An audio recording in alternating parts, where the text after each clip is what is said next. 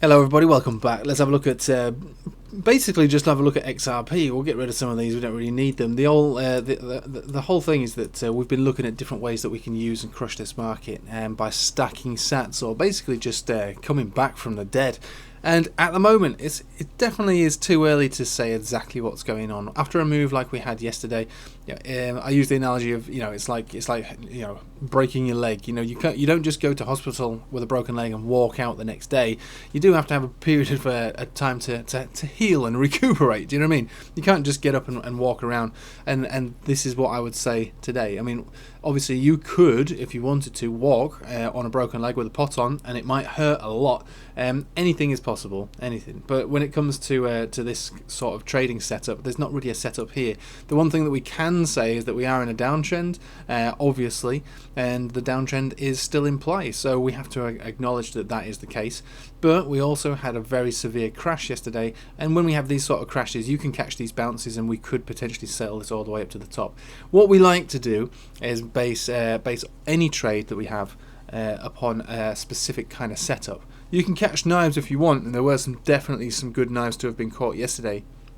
We were looking on the live stream at some of the bounces across the board. V-chain absolutely bouncing like nothing before. I mean, when we were looking at it last night, it had already gone up over 100% from its low.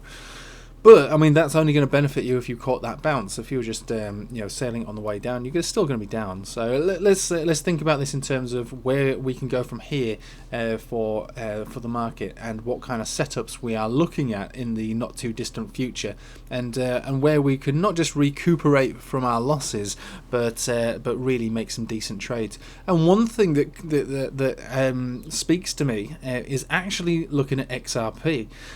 So we've just made a video about all these altcoins just as an overview, but XRP does actually jump out, not right this very moment in time, but it's showing some very interesting signals, potentially going to show some interesting signals, and we're going to look at that now.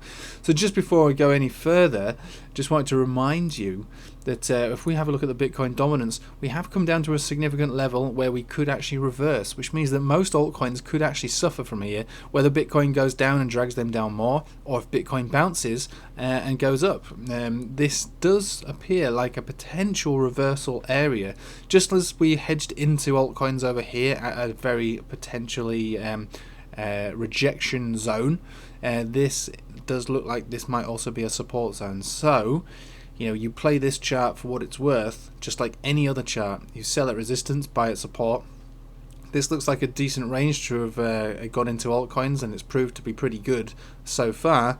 Now we might have to consider that Bitcoin, whether it goes up or down or sideways, might be the safer asset to be in generally, and we can build upon our Bitcoin base. And this is something I've been saying to everybody on the Patreon. So the idea at this stage, whether or not Bitcoin goes up, down or sideways, is to try and build upon your Bitcoin base, get a larger amount of Bitcoin, because the overall picture would suggest that the altcoins may end up being weaker, generally speaking. And even if Bitcoin just goes down or sideways, altcoins may continue to suffer as a result. A lot of altcoins have been overbought. Do you know what I mean? Clearly, you can see on this chart that has been the case. We were sailing this down. This has been the biggest alt season I can remember since. It's been the fastest alt season that I can ever really remember. I mean, 2017 was good. That was more of a speculative bubble form of alt season. This was different. We got into alts when they were extremely oversold. Now, we've been saying for a while that a lot of them have been overbought, and we have been anticipating something like this happening. Maybe not in such a savage and severe way, but it has happened nonetheless. So let's have a look at XRP, and I'll show you what I'm talking about. So Bitcoin out the way, like I say, it could go up, could go down, until we've had a few days in hospital to recover. It's going to be very difficult to pinpoint any particular move at this level. There could be more downside, there could be upside. It doesn't really matter. We're going to strategize differently and think about earning more Bitcoin. And one thing that jumps out at me is this XRP chart. So first we'll look at it versus Tether. So initially we had a rising wedge formation like this, and this basically I said back in the day, said look, The longer these formations take to play out, the closer we get to the apex, the more likely there is going to be a fake out, and that's kind of what happened, but obviously accentuated by the fact that there was a market dump. So the bottom level of support here is irrelevant, but the top level of resistance is still relevant. What we have here is this line represents the bottom of the accumulation zone. All of this zone down here has been a giant accumulation zone, and that's more evident when we look at it on the bigger picture here. So this is a giant fib retracement from the absolute top to the absolute bottom. Down at the blood cellar, this big red zone has been one hell of a massive accumulation zone, and in here we had an accumulation zone within an accumulation zone, which is why we were able to crush the market with XRP. But generally this is all another level of an enormous accumulation phase. So it's no massive surprise that when we pumped all the way up, we hit the level here, $1.70, and actually came more or less to the bottom here, which is the top of that accumulation zone. About, depending on the chart that you look, this is a dollar chart rather than a tether chart, but more or less between 86 to 84 to 86 cents, depending on the chart that you're looking at. And so that's why we have this one here. It also corresponds to these two candle bodies over here. And so yeah, we came down to test that. So this is now our, I suppose, tangible level of support. We want to hold above here, and I think that we probably will. And this is only going to be accentuated further by the time this 200 exponential brings us up into this zone as well, because I've said for a long time as well that XRP, doesn't matter how bullish it is and how big the move is and how far away we are from the 200 exponential, we will one day revisit that. And when people ask me about when should I buy XRP, is it too late, when's the best entry point, well, the best entry point is in a period of accumulation, and we get those. We've had, this is the original one, this is where the majority of my orders were made for the original pump. Then we came down to reaccumulate on that 200 exponential. Then we had another big move. People were asking me the same question: when do I buy XRP? When do I? You buy when no one wants it, or you buy when it reaccumulates. You don't buy when it's going crazy like this. And then yep, we did come down to test it and actually break down below it because of, you know, all the FUD and things that took place. But again, you know, we revisited it, and that's the important thing. We came down to the 200 exponential. It does happen again. Then we started to recover again and had another fantastic, enormous move. People were asking me the same thing again, you know, all the way up. When should I buy XRP? When should I buy XRP? Well, you don't buy it up here. You wait. XRP is a very forgiving coin. It will always give you another opportunity. It doesn't hold a grudge about all the nasty things that you've said about it. It will let you get back in again, and I think, you know, the time will come where it's going to let you back in again. Yeah, it's all about patience. Like I say, it's all about patience. You don't buy on the way up like this. You buy not specifically on the way down, but at an accumulation phase. And I think we're going to go into one of those shortly. So this is the picture, the grand scheme of things on Tether.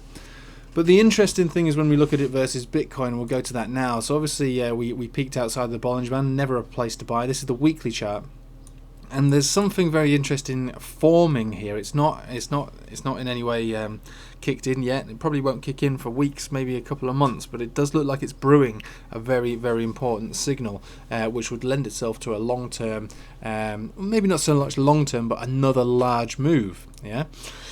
So Ichimoku Cloud, you know I like to use this, and there's a few ways to do it, and one way is to get a long-term continuation of a trend. That's not the signal that it looks like it's forming at the moment, and again, this signal hasn't formed yet, and this is why I would say hold off. You know, don't go buying anything, and I certainly won't be buying into XRP yet. I'll be waiting for the signal to kick in before I buy it, because that's how we trade. We don't trade on things that we think are going to happen. We trade on things that have happened, and especially on a weekly, it usually will give us plenty of time to get in after that signal's taken place. So what we're looking at here is, see this red line here, it's pretty much on the top of the cloud, but this is the baseline. This is the conversion line about to cross that probably over the next week or so. Once that's done, that's one stage of the signal. The next stage would be the green portion of the cloud form at the end over here. That's stage 2. We need to have the price and the Chiku span above the cloud. So the price is already above the cloud, but the Chiku span is still quite deep within this cloud. And unless we pump up, you know, significantly from here to get that Chiku span to be above there and close there on a weekly, that's the third component to this signal. So cross, that's yet to happen. Green portion of the cloud, that's yet to happen. Chiku span needs to get above the cloud, which needs to happen. So again, the signal hasn't yet kicked in, but at the moment it looks relatively relatively promising that it will kick in at some point over the next few weeks. And usually when you get something like this, you would expect to see a rather large move. I mean, I personally would be targeting areas over here of around about 5,200 sats, but it could go higher than that. But again, this is versus Bitcoin. We don't know what the monetary value would be of XRP when it does do this. And again, you might look at that and go, well, that's not a very big move. I mean, it is a decent move. It's a 74% move. You know, we can't sniff at that. And again, that would be my first target. That's what my expectation is, that's where we would reach to, around 5,200, 5,400 sats, give or take. And we could go on from there to actually become a more of an aggressive uptrend. But this isn't a continuation signal like other Ichimoku Cloud conversion baseline crosses would suggest. This is a signal for another big move, and that would be in keeping with the way that XRP likes to behave, which is big move, consolidation, big move, consolidation, big move, consolidation, big move, consolidation, and then probably go on to a big move. And so if we think about what the next big move would probably be, we might be looking at potentially a new all-time high, possibly, as in like above $3.40, which is actually the all-time high, give or take. That's more or less what it was. Or was it $3.30 on this chart? This is versus dollar, but yeah, between $3.40 thereabouts. It could launch that aggressively and that hard on the next big uptick.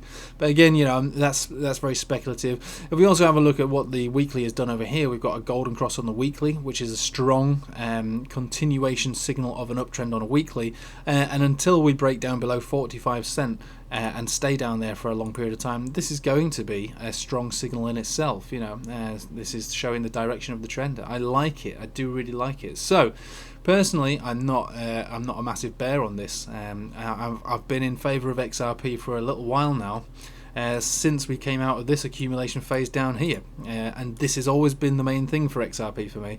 And most people, you know, didn't understand what was going on and called me all kinds of names back here, saying XRP is a stupid scam. But it's actually turning out to be one of the best, not only the best trades, but one of the best hedges against the market. Because if we look at the rest of the altcoin market, they do seem to follow the market in general.